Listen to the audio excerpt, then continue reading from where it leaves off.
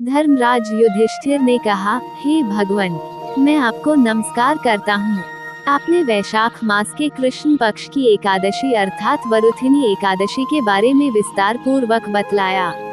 अब आप कृपा करके वैशाख शुक्ल एकादशी का क्या नाम है तथा उसकी कथा क्या है, इस व्रत की क्या विधि है, यह सब विस्तार पूर्वक बताइए। भगवान श्री कृष्ण कहने लगे, हे धर्मराज, वैशाख मास के शुक्ल पक्ष की एकादशी को मोहिनी एकादशी के नाम से जाना जाता है। मैं आपसे एक कथा कहता हूँ जिसे महर्षि वशिष्ठ ने श्री रामचंद्र जी से कही थी। राजन, आप कृपया ध्यान पूर्वक सुने। मोहिनी एकादशी व्रत कथा। एक समय श्री राम बोले कि हे गुरुदेव, कोई ऐसा व्रत बताए जिससे समस्त पाप और दुख का नाश हो जाए। मैंने सीताजी के वियोग में बहुत दुख भोगे हैं। महर्षि वशिष्ठ बोले, हे राम, आपने बहुत सुंदर प्रश्न किया है। आपकी बुद्धि अत्यंत शुद्ध तथा पवित्र है।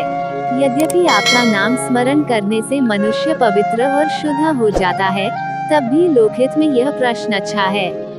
वैशाख मास में जो एकादशी आती है उसका नाम मोहिनी एकादशी है।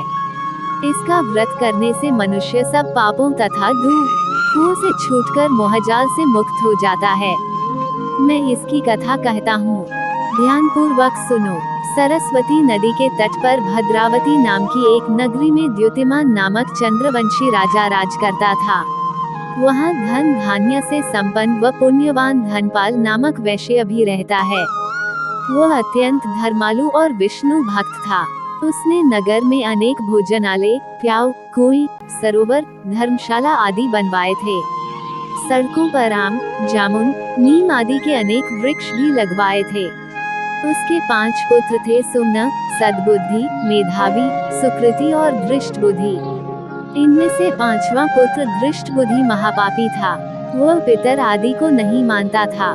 वह वेश्या, दुराचारी मनुष्यों की संगति में रहकर जुआ खेलता और पर स्त्री के साथ भोग विलास करता तथा मद्य मांस का सेवन करता था। इसी प्रकार अनेक कुकर्मों में वह पिता के धन को नष्ट करता रहता था। इन्हीं कारणों से त्रस्त होकर पिता ने उसे घर से निकाल दिया था।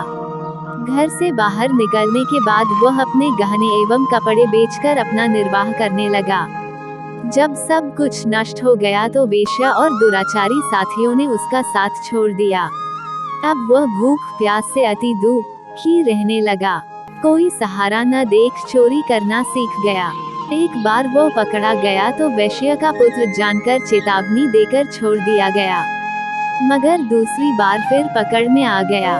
राजाज्ञा से इस बार उसे कारागार में डाल दिया गया। कारागार में उसे अत्यंत दुख दिए गए। बाद में राजा ने उसे नगरी से निकल जाने का कहा। वो नगरी से निकल वन में चला गया। वहाँ वन्य पशु पक्षियों को मारकर खाने लगा। कुछ समय पश्चात वह बहेलिया बन गया और धनुष बाण लेकर पशु पक्षियों को मार कर खाने लगा। एक दिन भूख प्यास से व्यथित होकर वह खाने की तलाश में घूमता हुआ कौंडिन्य ऋषि के आश्रम में पहुंच गया। उस समय वैशाख मास था और ऋषि गंगा स्नान कर आ रहे थे। उनके भीगे वस्त्रों के छींटे उस पर पड़ने से उसे कुछ सद्बुद्धि प्राप्त हुई। वो कौंडिन्य मुनि से हाथ जोड़कर कहने लगा कि, हे मुने, मैंने जीवन में बहुत पाप किए हैं। आप इन पापों से छूटने का कोई साधारण बिना धन का उपाय बताइए। उसके दीन वचन सुनकर मुनि ने प्रसन्न होकर कहा कि तुम वैशाख शुक्ल की मोहिनी एकादशी का व्रत करो। इससे अनेक जन्मों के किए हुए मेरु पर्वत जैसे समस्त महापाप भी नष्ट हो जाते हैं। मुनि के वचन सुनकर वह अत्यंत प्रसन्न हुआ और उनके द्वारा बताई गई विधि के अनुसार व्रत किया। हे राम, इस व्रत के प्रभाव से उसके सब पाप नष्ट हो गए और अंत में वह गरुड़ पर बैठकर विष्णु लोक को गया। इस व्रत से मोह आदि सब नष्ट हो जाते हैं। संसार में इस व्रत से श्रेष्ठ कोई व्रत नहीं है। इसके महात्म्य को पढ़ने से अथवा सुनने से 1000 गोदान का फल प्राप्त होता है।